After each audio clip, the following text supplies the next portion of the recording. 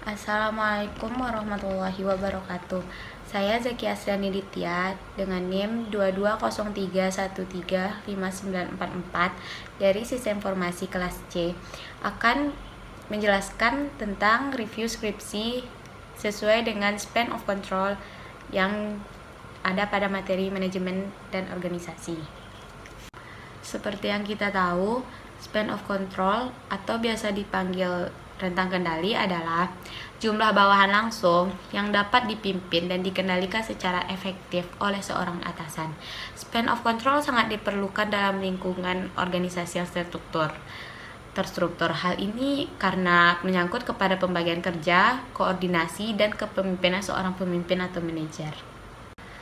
Adapun itu, rentang kendali mempunyai beberapa faktor. Yang pertama, keterbatasan waktu. Setiap orang memiliki waktu yang sama, yaitu 24 jam. Memimpin sebuah kelompok pada saat yang bersamaan dengan berbagai jenis pekerjaan tertentu membutuhkan waktu dan konsentrasi yang penuh. Untuk itu, keterbatasan waktu menjadi pertimbangan dalam menentukan span of control. 2. Keterbatasan pengetahuan. Faktor ini menyangkut dengan pembagian kerja pada sebuah struktur kelompok atau perusahaan. Hal ini dikarenakan tidak mungkin pemimpin harus melakukan semua aktivitas perusahaan. Yang ketiga, ada keterbatasan kemampuan. Faktor ini sebenarnya berkaitan dengan faktor sebelumnya, karena semua orang memiliki keterbatasan dalam menjalankan tugasnya. Oleh karena itu, dipertimbangkan banyaknya jumlah bawahan. Yang keempat, ada keterbatasan perhatian dibagi atas dua, yaitu faktor subjektif dan faktor objektif. Faktor subjektif melekat kepada tingkat kemampuan personalnya, seperti kepandaian, pengalaman, dan lain-lain. Kalau faktor objektif, faktor ini berasal dari eksternal, seperti corak pekerjaan, jarak antar bawahan, stabil atau tidaknya organisasi, dan lain-lain. Jadi, judul penelitian yang saya review yaitu pengaruh sistem pengendalian manajemen terhadap kinerja manajer penjualan pada PT Diana Indonesia Makassar. Permasalahannya, apakah ada pengaruh sistem manajemen terhadap kinerja manajer penjualan pada PT Diana Indonesia Makassar? Nah, penyelesaiannya berdasarkan hasil analisis korelasi antara sistem pengendalian manajemen dengan kinerja manajer penjualan, menunjukkan adanya hubungan yang positif yang signifikan antara sistem pengendalian manajemen dengan kinerja manajer penjualan.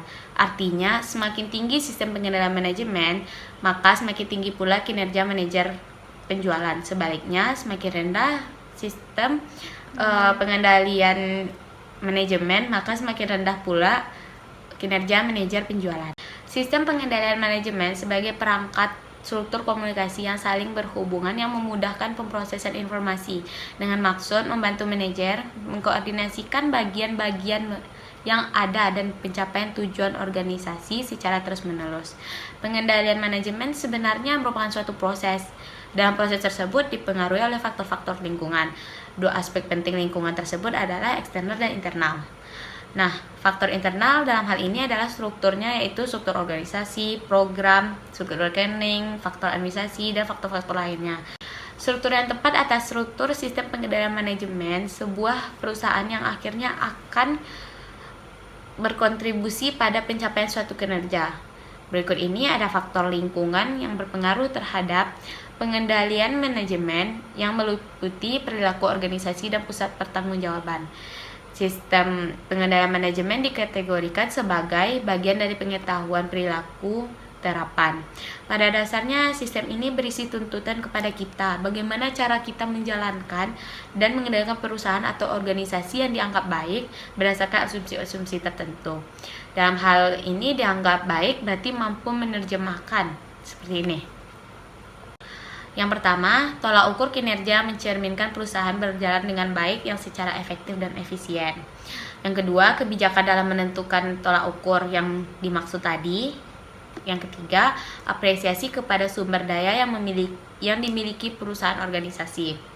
Nah, pemisahan fungsi-fungsi ini diharapkan dapat mencegah timbulnya kecurangan-kecurangan dalam perusahaan.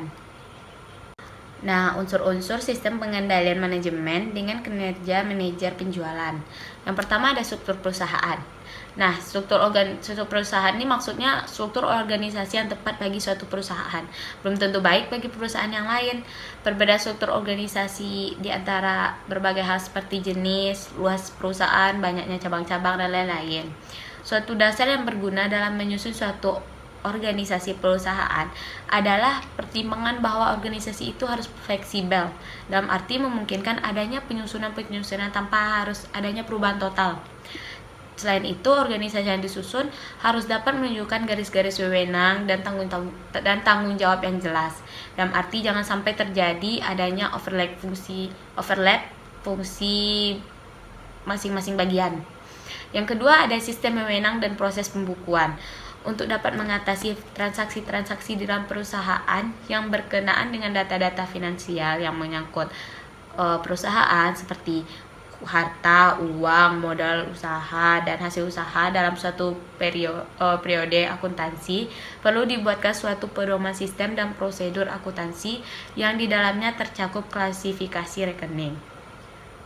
Adapun syarat-syarat pencatatan yang tadi, nah, yang pertama, agar terlaksananya sistem pengendalian manajemen yang baik dan terstruktur, maka yang pertama pembukuan itu harus secara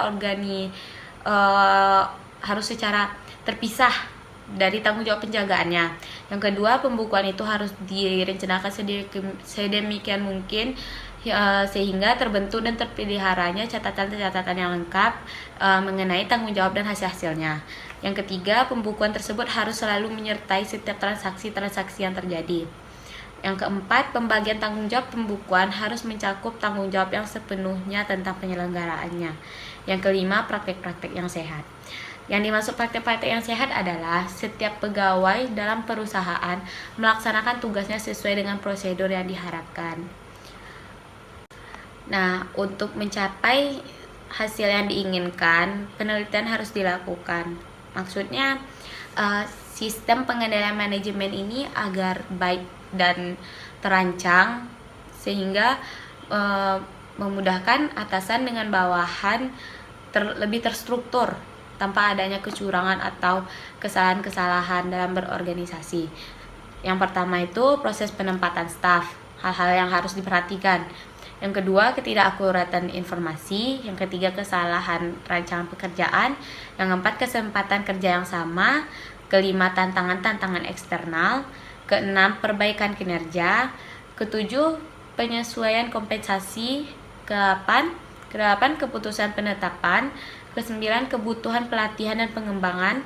Kesepuluh, perencanaan pengembangan karir.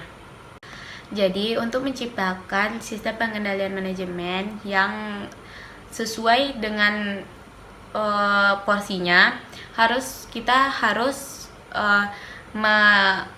mengikuti faktor-faktornya seperti keterbatasan tadi, harus mengikuti unsur-unsurnya agar sebuah organisasi berjalan dengan lancar. Jika sistem pengendalian manajemen yang kita buat telah sesuai dengan unsur-unsurnya dan sesuai dengan porsinya, maka memudahkan kita dalam berorganisasi dengan perusahaan lain. Dengan catatan kita membantu mengkoordinasikan bagian-bagian yang ada dalam organisasi kita kepada organisasi lain atau perusahaan lain secara terus-menerus. Sekian presentasi atau penjelasan saya tentang materi span of control atau rentang kendali. Assalamualaikum warahmatullahi wabarakatuh.